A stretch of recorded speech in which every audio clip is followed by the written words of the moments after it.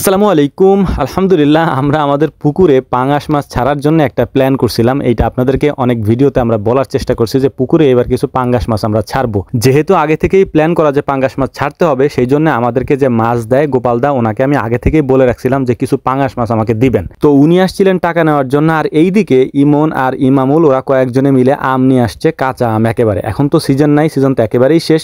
কোথাও এখন আপনি কাঁচা আম পাবেন না, পাকা আমেরও সিজন প্রায় এখন শেষের দিকে। তো এই আমগুলো মূলত হচ্ছে হৃদয়দের গাছের, ও এখানে আসে, উপরে বসা ছিল। তো ওরাই আমগুলা নিয়ে এসে আমার ডাকতেছিল আর কি, খুঁজতেছিল। তো আমি পরে আসছি, আসার পরে মানে আমি কথা বলতেছিলাম ওই গোপাল দার সাথে মাছের ব্যাপারে, কেমন সাইজের মাছ লাগবে সেটা আমাকে উনি জিজ্ঞেস করতেছিল। এবং আমি ওনাকে বলছিলাম, এর আগেও কয়েকটা ভিডিওতেও আমি বলছিলাম যে মাছ লাগবে হচ্ছে আমার 2-3টাতে কেজি, মানে একটু বড় সাইজের মাছ আমি ছাড়ার চেষ্টা করতেছিলাম। এবার কোনো ছোট মাছ আমি ছাড়বো না। এর আগে আমরা যে মাছগুলো ছাড়ছি, মানে পোনা মাছ, রুই, কাতল, তারপর ব্রিগেড, আর কয়েক জাতের মাছ ছাড়ছি, সেইগুলো সম্পূর্ণটা হচ্ছে বড় বড় মাছ, 2-3টাই কেজি এরকম। কোনো মাছ আছে এরকম আপনার 3-4টা, অথবা কোনোটাই 2টা, একটাও কেজি এরকমও আছে আর কি। তো আমি এই মাছগুলো বড় ছাড়ার একটাই কারণ, আমি চাচ্ছিলাম যে এবার মাছগুলো একটু বড় করবো, 4-5 কেজি বানানো যায় কিনা সেটা দেখার জন্য। এই জন্য হচ্ছে মূলত এবার আমাদের পুকুরে বড় মাছ ছাড়ার একটু চেষ্টা করতেছি। তো আম মাখানোর কাজ আমাদের প্রায় এখন শেষের দিকে। আম মাখানোর পরে আম টাম খেয়ে তারপর আমরা প্রথমে বাজারে যাব, বাজারে একটু কাজ আছে। তারপরে ওখান থেকে আমরা যাব হচ্ছে আমাদের যে গন্তব্য হচ্ছে আমাদের মাছের পুকুর, মানে গোপালদার একটা পুকুর আছে, সেখানে ওনারা পাঙ্গাস মাছের চাষ করছিলেন। ছোট সাইজের যে বাচ্চা পাঙ্গাস মাছ আছে, পোনা পাঙ্গাস আর কি সেটা।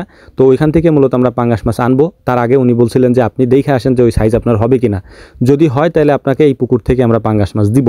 তো আমারও প্ল্যান ওরকম যে আমি যাব, আগে দেখবো, যদি পছন্দ হয় তাহলে আনবো, আর পছন্দ যদি না হয় তাহলে ওনারা অন্য কোথা থেকে অর্ডার করতে বলবো। কারণ আমার লাগবে হচ্ছে বড় সাইজের, ছোট সাইজের পাঙ্গাস আমি ছাড়বো না, মানে একেবারে ছোট সাইজ আমি ছাড়বো না। 2টা কেজি বা 1টাই কেজি এগুলো হচ্ছে মূলত আমরা ছাড়ার চেষ্টা করবো ইনশাআল্লাহ। তো আম মোটামুটি এখানে শেষ, আর আম আমাদের অনেক পছন্দের একটা জিনিস। তো আম খাওয়া শেষ, এখন আমাদের যাইতে হবে একটু বাজারে কাজ আছে। বাজারে কাজ বলতে হচ্ছে, অনেকেই আমাকে প্রশ্ন করেন যে আপনি এরকম প্যান্ট সবসময় উপরে উঠায় পরেন কেন। এটা যারা ইসলামিক মাইন্ডের মানুষ আছেন তারা জানেন যে টাকনুর নিচে প্যান্ট পায়জামা এগুলো পরা ইসলামে নিষেধ, যে কারণে হচ্ছে আমি একটু উপরে পরি আর কি। তো আমার অনেক প্যান্টগুলো আছে যেগুলো ভাইয়া আমাকে ঢাকাতে আইনা দেয়, মানে ভাইয়া কাজ করে হচ্ছে গার্মেন্টস সেক্টরে। তো ওইখান থেকে অনেক প্যান্ট ভাইয়া মাঝে মাঝে নিয়ে আসার পরে ওই প্যান্টগুলোকে দেখা যায় যে টাকনুর নিচে চলে যায়। তো আমি অনেকগুলোকে কেটে পরি, অনেকগুলোকে ভাঁজ করে পরি। তো মূলত এই কারণেই। তো আমাদের ওইখানের কাজ শেষ হওয়ার পর আমরা চলে গেছি হচ্ছে ওই পুকুরে। তো দেখলাম যে গোপাল দা তার ওইখানে আসছে মাছের কিছু খাবার নিয়ে, যেহেতু আমাদেরকে মাছ দেখাইতে হবে। তো উনি আসছে কিছু খাবার নিয়ে। তো এই ছোট্ট পুকুরটাতে ওনারা বেশ কিছু মাছ ছাড়ছিলেন। এটা একটা বাড়ির মধ্যে একটা পুকুর,